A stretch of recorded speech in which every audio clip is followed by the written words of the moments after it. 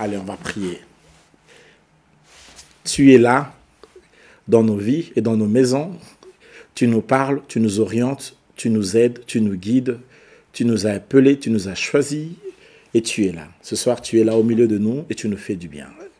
Nous voulons te dire combien nous avons besoin de toi. Nous nous disposons à toi pour que tu nous parles, que tu nous bénisses. Alors reçois la gloire au nom de Jésus. Nous disons Amen. Dieu vous bénisse. Notre grand thème, c'est la délivrance du corps. Nous sommes en train de partager comment est-ce que le corps de l'enfant de Dieu a besoin de la délivrance.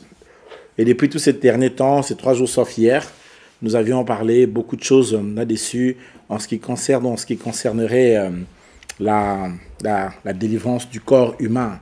Comment est-ce que tant de réalités se font dans le corps. Nous avons dit que l'univers est grand. L'univers est très grand, n'est-ce pas? L'univers est plus grand que l'homme.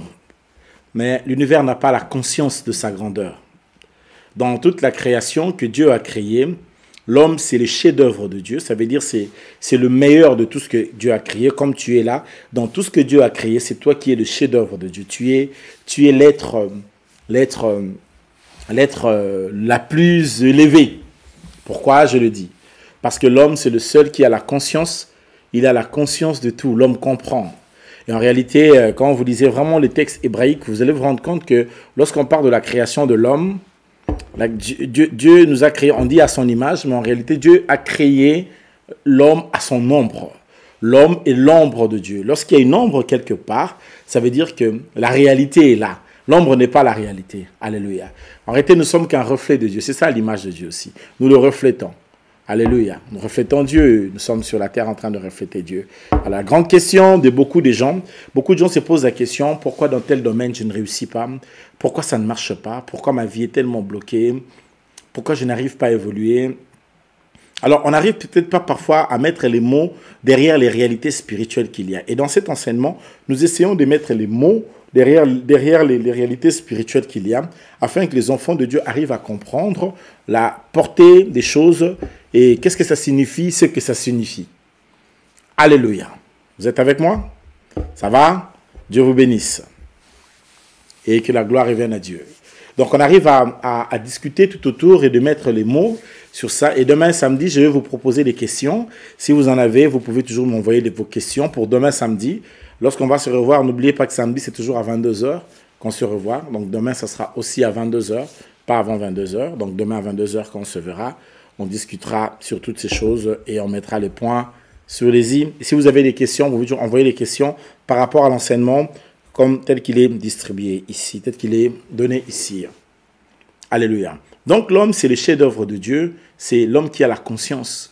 Et même quand quelqu'un a dit, Pascal, je crois, il a dit que l'homme était un roseau pensant. Je crois que c'est ça. Pascal, hein, voilà. Bon, peut-être qu'il n'a pas tort. Je ne suis pas très accro au philosophe. Jésus est mon philosophe, vous savez. Alléluia. J'aime bien la philosophie de Christ, sa manière de faire les choses. Il est le meilleur. Il est le meilleur. Alléluia. Maintenant, ici, j'aimerais qu'on puisse comprendre une chose qui est très importante, c'est que Dieu, la manière dont il t'a créé en pensant, il t'a doté des aptitudes de Dieu et tu les as, ces aptitudes. Et Dieu a dit à l'homme, ce n'est même pas, il ne lui demande pas. Et le mot veut dire que Dieu commande, Amar, il a commandé à l'homme de dominer, de régner sur la terre.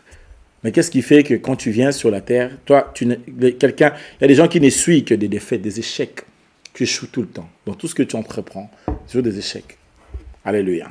Alors, parmi les grandes réalités, c'est que nous enseignons, c'est des réalités spirituelles qui poussent. Mais maintenant, l'homme, la manière dont Dieu l'a créé, tellement que c'est un domaine de Dieu, un domaine que Dieu a créé pour lui, Dieu chérit l'homme. Parce que si tu vois, Dieu s'est fait chair pour venir sauver l'homme, ça veut dire que cet être-là, Dieu le chérit. Donc c'est sérieux pour Dieu. L'amour de Dieu, ce n'est pas un truc à prendre à la légère, c'est vraiment du sérieux. Et donc Dieu va se faire chair, il va venir pour sauver cet homme. Seulement l'homme ne peut pas être possédé par hasard. La possession ne peut pas entrer dans la vie d'une personne comme ça, hasard. Un démon ne peut pas venir comme ça dans la vie d'une personne seulement entrer. Souvent quand il y a ce genre de réalité, il y a toujours un antécédent, il y a une réalité, il y a une porte qui a été ouverte. Après il y a des portes que les enfants eux-mêmes ouvrent. Il y a aussi des portes que tu es né dans une famille où il y a déjà une porte qui est ouverte. Oui, il y a des familles comme ça, il y a des réalités. Il y a tellement de réalités spirituelles que si Jésus n'était pas là, je me demande ce que nous serions sans Jésus. Nous ne serions rien sans Jésus. Si Jésus n'était pas là, nous serions vraiment dans la désolation la plus totale. Alléluia. Allez, puisque je dois un peu essayer d'avancer ce que je tente de dire, voilà pourquoi nous avons essayé de faire comprendre que seulement pour qu'un démon entre, il faut qu'il y ait une porte. Et les portes de l'âme, le grand âme, c'est l'esprit et le corps, a des portes. Et les portes, ce sont les 5 sens. Les 5 sens ainsi que leurs organes.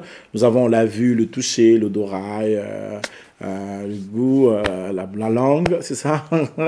Et l'ouïe, l'oreille et tout ça. Bon, voilà. Tous les 5 sens qui sont en réalité des portes par lesquelles soit Dieu passe pour nous bénir, soit l'ennemi passe pour nous bénir. Alors, on a un peu longtemps parlé sur l'œil. On a parlé que sur l'œil de toute manière. Parce qu'en réalité, c'est un séminaire d'1 mois. On peut en prêcher pendant 1 mois, tous les jours. Peut-être qu'un jour, on reviendra sur ça. Peut-être, je ne sais pas. On pourra un peu en parler que sur ça. Maintenant, essayons un peu d'avancer. Ce soir, j'aimerais vous proposer le deuxième organe qui va être la bouche. La bouche de l'homme, la bouche de quelqu'un. Alléluia. La langue dans la bouche. Dans Jacques, chapitre 3, je vous propose un peu de lire Jacques, chapitre 3. Prenons la parole de Dieu dans Jacques, chapitre 3. Au nom de Jésus. Que dit la Bible? Jacques, hébreu, Jacques. Jacques, chapitre 3, c'est un verset très connu. La Bible dit, j'ai lu au nom de Jésus. Mes frères, qu'il n'y ait pas parmi vous un grand nombre de personnes qui se mettent à enseigner, car vous savez que nous serons jugés plus sévèrement. Nous branchons tous de plusieurs manières. Si quelqu'un ne branche pas en parole, c'est un homme parfait, capable de tenir tout son corps en bride. Alors, je préfère peut-être même arrêter ici déjà, parce que c'est déjà assez important. Le verset D.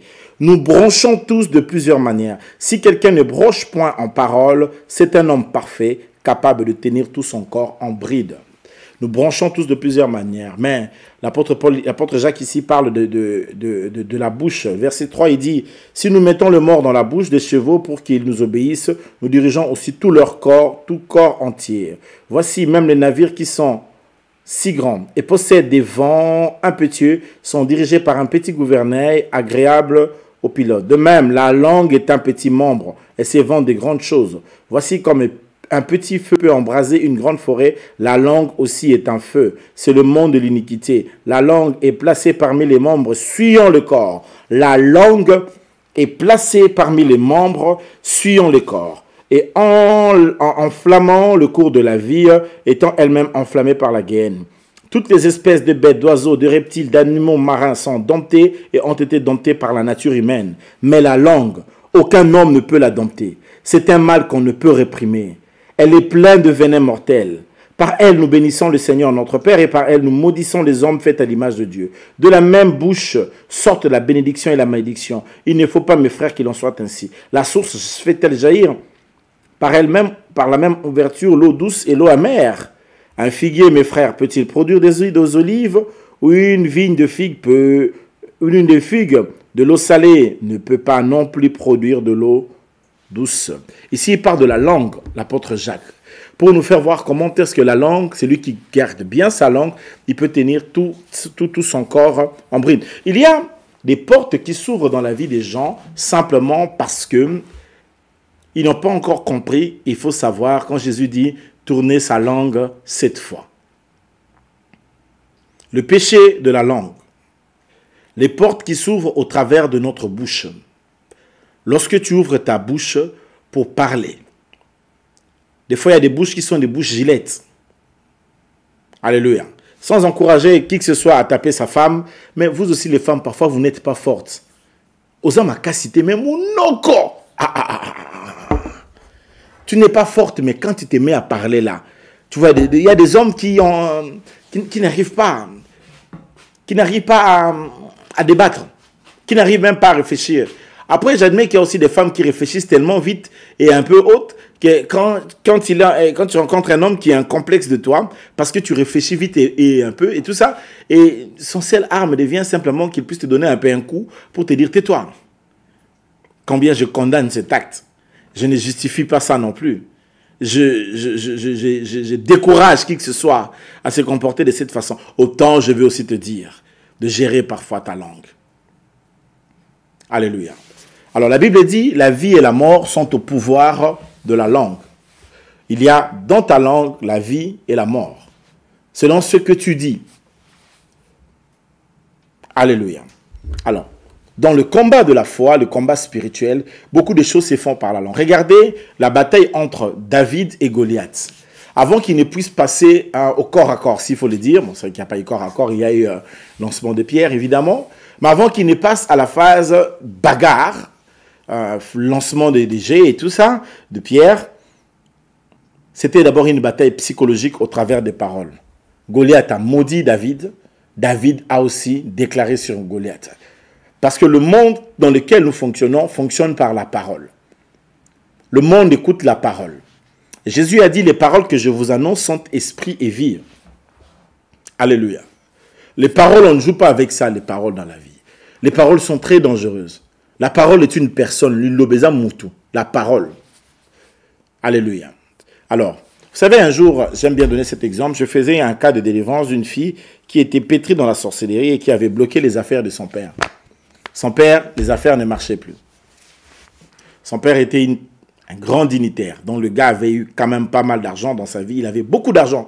Alors quand je vous dis beaucoup d'argent, il y avait beaucoup d'argent. Entrez seulement dans la maison de ce monsieur. Quand vous entrez dans la maison de ce monsieur en Afrique, je vous assure, c'est...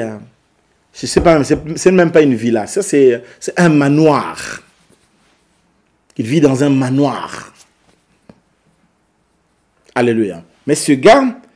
Lorsque sa fille a bloqué sa vie, le gars est devenu tellement pauvre que pour même manger les matembele dans cette maison-là, il fallait être touché par la grâce. La pauvreté est un esprit, hein? Mais c'est un esprit que les gens libèrent comment? Ils les libèrent par la parole. Attention avec les paroles dans la vie. Faites attention. Est-ce que je peux parler? Dites-moi si vous voulez que je parle un peu. Je vais vous dire des choses importantes. Alléluia. Attention avec les paroles dans la vie. Tu tombes amoureux, tu dis quoi? Tu tombes amoureuse, tu dis quoi? Les choses que tu dis, ça peut te retenir dans la vie. Dans chaque domaine, les paroles lient les gens. Pour le meilleur et pour le pire, je serai avec toi, même s'il faut qu'on soit enterrés les mêmes jours. Hein? Tu parles comme ça? Tu sais pas, tu comprends pas de quoi il s'agit?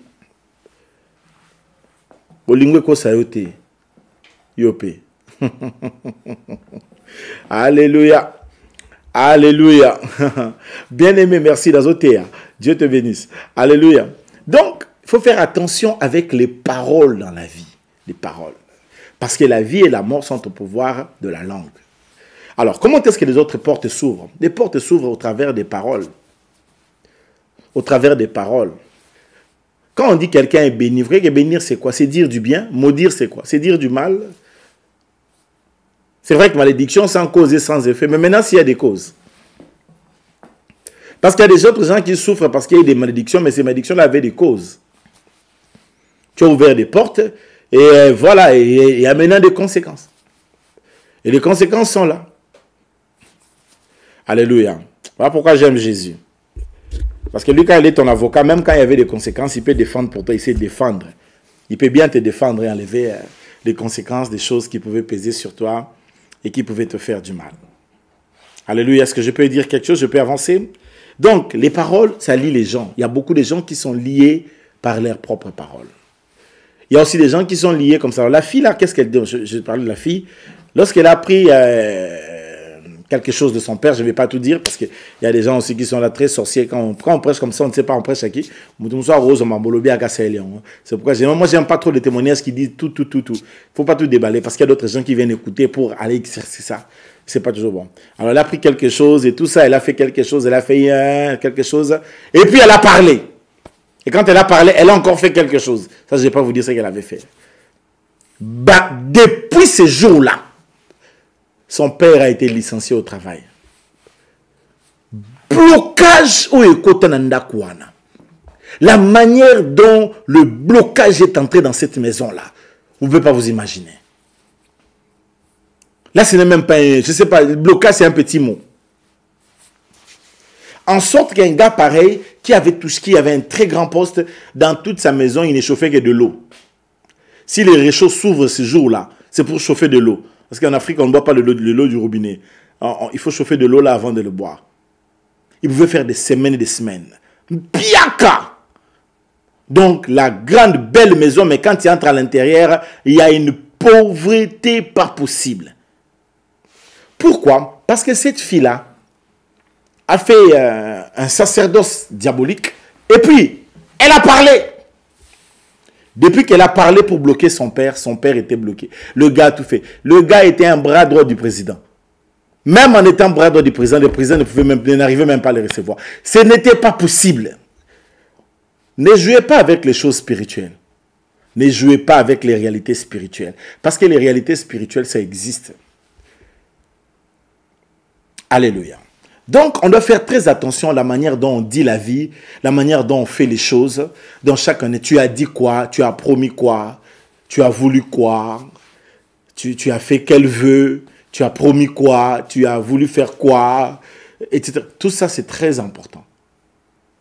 Dans la vie avec Dieu, that's very important. Et même dans la vie avec des hommes, dans les relations, dans les amourettes, quand tu aimais un garçon, tu lui as dit non, il n'y a que toi, je n'aurai jamais quelqu'un d'autre que toi. Et tout. Bon, maintenant tu l'as laissé. Donc même quand tu es parti d'homme en homme, d'homme en homme, d'homme en homme, d'homme en homme, tu n'arrives parce que tu avais sémé une parole. Les paroles, c'est des semences. Quand tu les sèmes, ça grandit. C'est pourquoi il faut garder sa bouche, il faut veiller. C'est pourquoi tu vois, Dieu a mis 2 barrières à la bouche, à la langue. Il lui a mis les lèvres. Et puis, il lui a mis les dents. Toi, tu parles en oubliant que tu as les lèvres et les dents. Les dents, là, ça sert à quoi? Il ne t'est jamais arrivé que quelqu'un te dit quelque chose, tu as voulu parler, et puis, quand la parole a commencé à sortir, tu vois les dents sont venues. Oh, le kangango. Allez, ça t'arrive pas? Que des fois, la parole veut sortir, mais... Si tu ne sais pas gérer ta langue, tu vas avoir tout le temps des problèmes. Et tu commenceras à dire, oh non, etc., tel ne m'aime pas, oh non, c'est ta langue qui te fait défaut. Toute vérité est bonne à dire en son temps. Ce n'est pas là tout le temps, tu parles. De là, tu parles. Attention. Alléluia. Apprends à gérer parfois certaines choses, on les gère. Certaines choses, ça doit aussi rester entre nous, seulement l'église connectée. Ça reste entre nous. Dans chaque domaine, il faut aussi parfois savoir que ça peut rester, ça je peux dire. Après, c'est vrai, je ne veux pas non plus que les gens étouffent avec certaines choses. S'il y a certaines choses qui t'étouffent, c'est mieux aussi parfois de partager. Ok? Mais après, ne t'aimez pas là. Parlez, c'est dangereux. Aujourd'hui, vous parlez plus dans les réseaux sociaux. Les gens peut-être ne parlent pas dans les réseaux sociaux, ils parlent, hein? Si toutes les prédications qu'il y avait sur les réseaux sociaux, je vous assure, les gens suivaient ça, on aurait déjà changé ce monde. Est-ce que je peux avancer? Oui, les autres peuvent être en tort, mais toi aussi tu as parlé quoi? Tu as dit quoi? Tu as dit quoi? Tu as promis quoi? Tu as donné quoi comme parole? Tu avais dit quoi à cette fille-là? Frère, tu lui avais dit quoi? Qu'est-ce que tu avais dit à cette sœur-là? Tu lui avais promis quoi? Alléluia. Alléluia. Quelqu'un m'a dit, mi balilo, kutaya ko sakanate. Des choses. Je peux avancer. Dieu vous bénisse. Mais non, toujours avec la relation avec la bouche, il y a d'autres envoûtements qui sont dits aux choses que les gens mangent.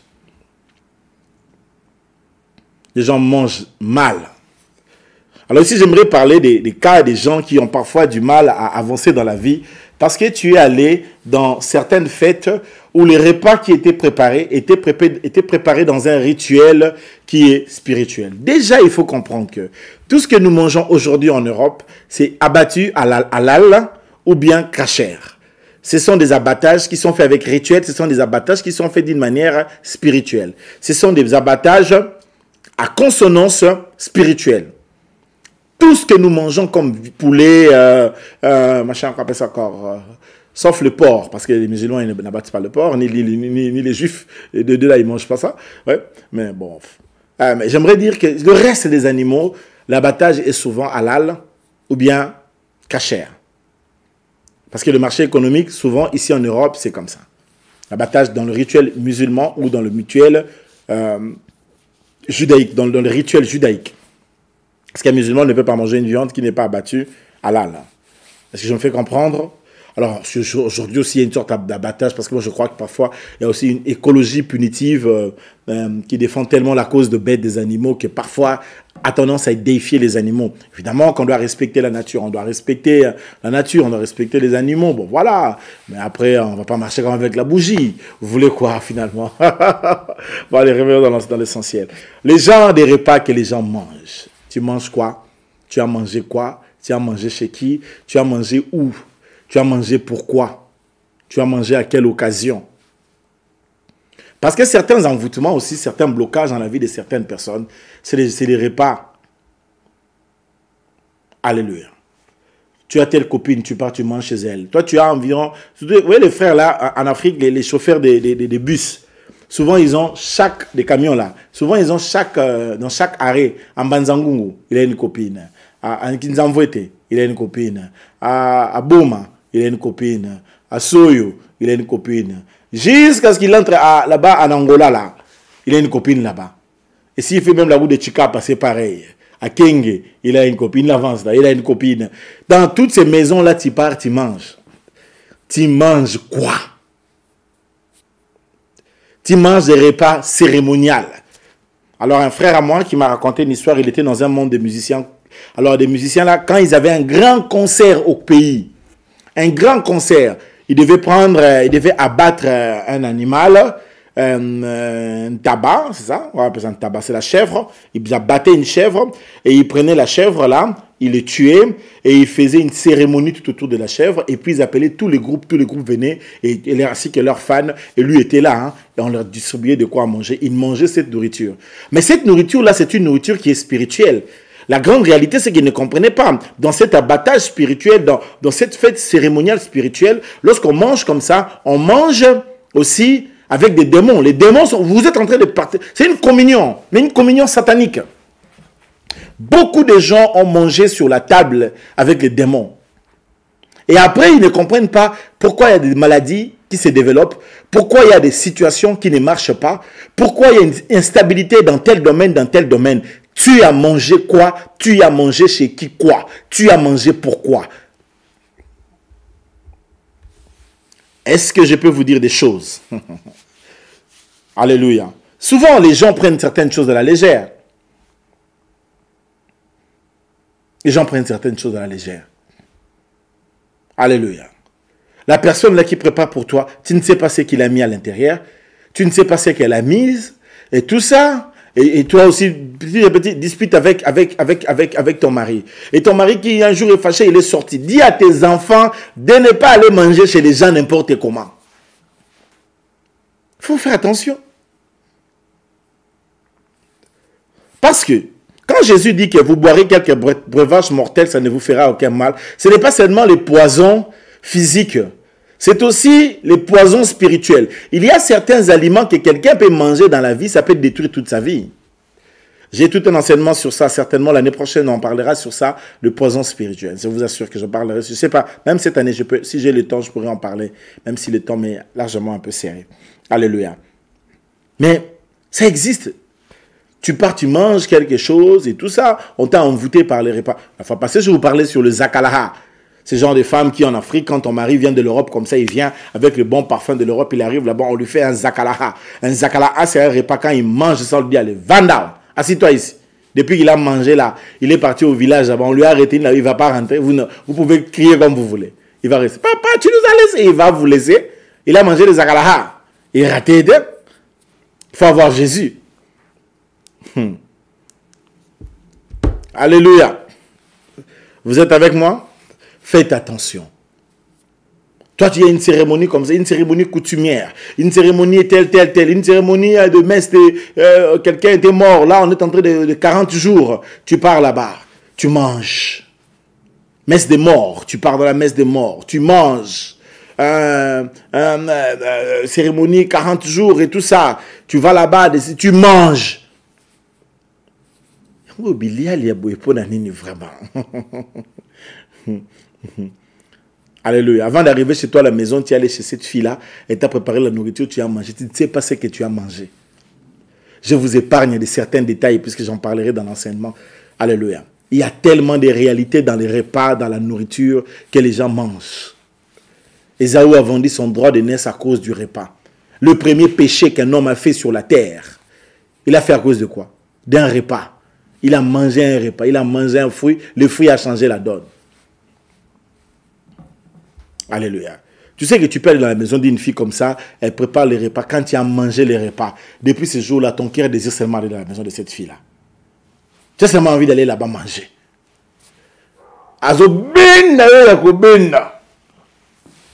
Alléluia. Et puis toi, tu dis, non, si tu es comme ça, tu dis à ton mari, tu peux partir. Kende na yo. Ako kende. Qui si est dans mon kilo yako sakanate. Keba. Peut-être que tu prends ça à la légère. Il y a le fétiche, ça existe. Quand tu peux partir si tu ne veux pas, va-t'en. Il va partir. Il partira. Voilà pourquoi, frère, toi qui as l'habitude d'avoir des copines à gauche, à droite, arrête de manger chez les gens comme ça. Arrête d'aller manger chez tel. Tu as mangé chez Janine. Tu es allé manger chez Gertrude. J'espère qu'on n'a pas de Janine ni de Gertrude ici. Hein. Voilà. Tu es allé manger chez tel. Tu es allé manger chez tel. Et tout. Et tu ne sais pas ce que tu manges. Et tu ne sais pas ce qui entre dans ton corps. Quand tu manges comme ça, tu fais entrer quoi? Il y a aussi des familles qui, des fois, ils organisent des cérémonies comme ça. Vous allez voir une famille organiser un événement. Des fois, dans des fêtes de famille, il y a tellement de réalités. Il y a la fête du jour et il y a la fête de la nuit. Vous venez dans la journée comme ça, vous fêtez, vous mangez et tout ça. C'est que vous ne savez pas. La nuit aussi, les gens vont venir fêter. Faites attention. C'est pourquoi après tu vois où tu commences à... Tu as le dégoût de ta femme. Il y a certains repas comme ça, tu manges, tu rentres comme ça, tu regardes vraiment le visage de ta femme, tu dis, eh, on a l'inga rendeni kolo, eh, envoûtement kotio. Oh mon Jésus. Quand l'envoûtement entre, tu as mangé un repas d'envoûtement, tu rentres chez toi à la maison, tu as envie de la taper, tu ne la sens pas, tu ne l'aimes pas. Alléluia. Quand on va commencer la prière de femmes puissantes, j'enseignerai aux femmes comment est-ce qu'on prépare les repas avec Dieu pour un homme. Ça, j'ai une recette pour ça. Alléluia. J'ai une clé. Et j'ai ça avec des versets bibliques à l'appui, avec des clés bibliques. Yo, ça, non, l'ambelare est bien. Je ne vais pas dire ça ici. Je ne vais pas dire devant tout le monde. Ça, c'est pour les femmes puissantes. C'est pour les mamans. Alléluia. Il faut comprendre ce genre de choses. Tu verras que ton mari va aimer ton repas. Il va aimer ta maison. C'est très dangereux. En plus, tu épouses quelqu'un qui a grandi dans la maison d'une femme, sa maman, qui lui a nourri tout le temps. Tu épouses une fille qui a grandi dans la maison de sa maman. Alors peut-être il y a aussi des mamans comme ça, qui elles-mêmes, elles sont déjà dans des histoires. Et elles nourrissent déjà leurs enfants avec des histoires. Il y a des hommes qui sont avec des femmes qui préparent pour eux des repas et qui sont au culte et qui mangent des repas au culte dans la maison. Ils mangent des repas au culte, ils mangent des repas au culte. Il y a aussi des femmes qui ont fait grandir leurs enfants avec des repas comme ça. Des repas avec des cérémonies et tout ça, on leur dit mangez ça et vous serez fort, mangez ça, c'est la protection, mangez ça et tout ça. Et tout ça, voilà, on vous a fait grandir avec des repas de bokoko, donc repas de voilà, ça c'est des repas de nous au village. On vous prépare ça et tout ça, on met ça comme ça et vous venez, vous mangez ça comme il se doit. Mais c'est préparé avec un rite, avec une réalité rituelle. C'est pourquoi beaucoup de gens ont mangé des sorcelleries. Il y a beaucoup de gens qui sont dans la sorcellerie inconsciente. Ils ne savent pas qu'ils ont mangé de l'envoûtement. Ils ont mangé des repas d'envoûtement. Non. Même quand quelqu'un ne va pas sortir, tu vois, des fois, il y a certains comportements. Tu regardes le comportement, tu dis ça, c'est soit la possession, mais ce n'est pas la possession. C'est soit l'envoûtement, mais ce n'est pas l'envoûtement. Ce n'est qu'une sorcellerie inconsciente. Une personne qui a mangé un repas d'envoûtement et dont les conséquences sont réelles. Oh, tel a été promu. Vous allez manger là-bas. Priez. Priez. Apprenez à vos enfants avant de... Même dans la cantine, vous mettez la main. Moi, même dans un restaurant, j'ai pris. Et talingate, j'ai honte des personnes. Regardez-moi quand je ferme, je dis, Seigneur, bénis ces repas. Au nom de Jésus. Je ne sais pas qui a préparé ça. Est-ce que la personne l'a préparé? Alors, il y a même des frères, des trucs qui m'ont toujours dit, ne jamais manger les soirs dans un restaurant. J'ai posé à de mes frères, à de mes fils qui me disaient, il ne faut pas manger les soirs dans un restaurant. J'ai dit, mais pourquoi? Il m'a dit, parce que c'est que font les cuisiniers avec les repas de la nuit là. Il a déjà travaillé depuis le matin, il est fatigué. Toi, tu arrives là-bas à 22h, oh, je vais manger. Lui est fatigué. Il me dit, tu crois qu'il va vraiment préparer pour toi? Il prend ça, il met ça là-bas, il met ça. Alors quand on était enfant, on nous disait souvent de ne pas manger le moukokoli. C'est quoi en français le moukokoli? Le bout du pain. On disait non, il ne faut pas manger ça parce que les boulangers avaient l'habitude de se gratter le dos avec. Bon, est-ce qu'on peut passer à la prière pour ce soir? Alléluia. Je pense qu'il est temps qu'on puisse prier. On va prier pour la bouche des paroles que nous avions dites qui peuvent avoir de l'impact aujourd'hui sur nous. Nous allons annuler ça. Et après la deuxième prière sera, nous allons dégager de nos corps tous les repas d'envoûtement que nous avons mangés. Tu vas le faire sortir de ta propre vie. Tu peux avoir grandi dans la maison des gens qui étaient dans l'occultisme et qui ont fait des repas bizarres. Il y a des fois plusieurs repas bizarres. Il y a trop de réalités. Une femme comme ça qui consulte des féticheurs, le féticheur lui dit, écoute, si tu veux garder ton mari, regarde la technique. On peut avoir remis à votre maman un truc pour mettre dans le repas de votre papa et toi tu es venu manger ces repas de votre papa. Tu ne savais pas que les repas de papa étaient envoûtés. Et souvent quand le féticheur donne comme ça, il dit, ça ne va rien faire aux enfants, ne t'inquiète pas. Mais ça, l'homme va manger et toi tu as mis pour ton repas. Des enfants aussi manger ça. Qui t'a dit que ça n'a rien fait? Ça tape sur les enfants, ça tape sur ton mari, ça tape sur tout le monde. Les portes sont ouvertes. Après, les gens ne comprennent pas pourquoi il y a telle chose. Pourquoi il y a telle chose. Boliani, vous avez mangé quoi? Alléluia. Je ne crois pas que dans toute ta vie, ces choses t'ont épargné. Je crois qu'il t'est déjà arrivé quelque part. Tu es allé dans une maison, tu es allé quelque part où tu as mangé un truc qui était un problème. Ça t'est arrivé. Je parie que ça t'est arrivé. Alléluia. Et je crois ce soir, dans cette retraite ici, que Dieu veut te délivrer. Qui dit avec moi, Seigneur, délivre-moi. Alléluia. Quelqu'un peut le dire avec moi, Seigneur, délivre-moi, délivre-moi. Il faut bien que le Seigneur te délivre. Qu'il ôte de ton corps les repas spirituels qui ont été entrés. Qu'il ôte de ta vie les paroles qui peuvent avoir été à la base du blocage de ta vie. Est-ce que tu es prêt pour prier avec moi ce soir et libérer ta vie de toutes sortes d'oppressions et laisser le Seigneur te faire du bien? Are you ready? Alléluia. Que la gloire revienne au Seigneur. Que la gloire revienne au Seigneur. Alléluia. Maintenant, là, tu vas monter dans la présence de Dieu. Tu vas appeler Seigneur. Tu vas dire à Dieu, délivre-moi. Tu vas dire au Seigneur, délivre-moi. Tu vas parler au Seigneur, dis-lui, délivre-moi. Délivre-moi de ces choses. Délivre-moi de cette réalité. Délivre-moi de ce problème. Délivre-moi, ô Éternel. Lève ta voix là où tu es. Commence à parler au Seigneur. Dis-lui de te délivrer.